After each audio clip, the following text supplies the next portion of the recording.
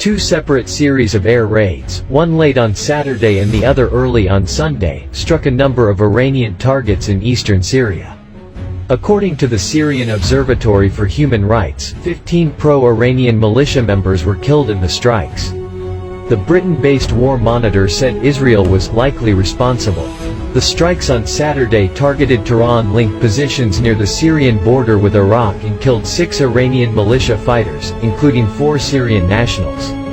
Hours later, the second round of raids in 24 hours struck additional Iranian positions east of Deir ez-Zor, eastern Syria, killing 9 pro-Iranian soldiers, mostly Iraqi nationals, bringing the weekend's death toll to 15. The series of strikes come hours after the head of Iran's Islamic Revolutionary Guard Corps Quds Force (IRGC) Esmail Ghani paid a visit to the Syrian city of al-Bakamal near the Iraqi border. According to the Jerusalem Post, the Islamic Republic uses the corridor between al-Bakamal and Deir ez-Zor as a pivotal munitions trafficking passage for precision-guided weapons and has a network of pro-Iranian militias stationed in the area. Ghani, who stepped into the position of heading the paramilitary force after his predecessor Qasem Soleimani was assassinated in a U.S. drone strike early this year, was reportedly in the area to visit Iranian troops. The IRGC head also used the trip as a publicity platform to punt a number of conspiracy theories, claiming that the U.S. perpetrated the 9/11 attacks to spark war in the Middle East and that Israel and the U.S. gave birth to ISIS. Ghani reportedly vowed to continue fighting the Zionist regime in the U.S.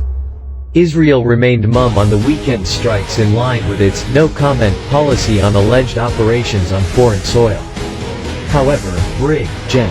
Rez. Nitzan Nuriel, former director of Israel's Counterterrorism Bureau, told the Jerusalem Press Club, "I don't think that there are any connections between events like visits and Israeli strikes. Those strikes are based on very good intelligence. We, Israel, planned them for a very long time because we cannot make mistakes."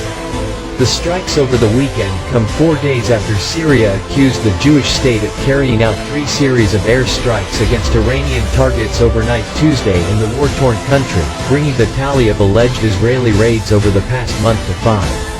7 people, 2 Syrian soldiers and 5 pro-Iranian militia members, were reportedly killed in Tuesday's strikes.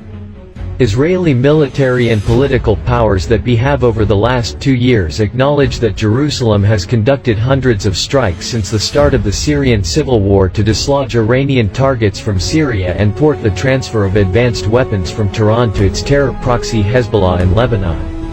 Iran has invested significant human resources, funds and time into turning war-torn Syria into an Iranian military outpost, manufacturing base for advanced weaponry and convenient offset point to funnel advanced precision-guided missiles to upgrade Hezbollah's arsenal.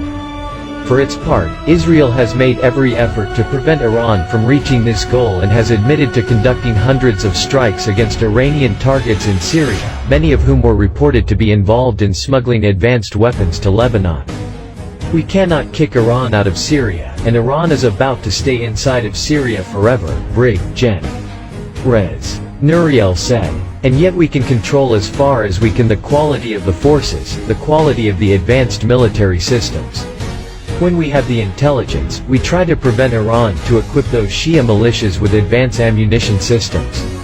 Most of the attacks are on assets that belong to Iran, in order to make sure that they will not be able to have very strong military positions in Syria."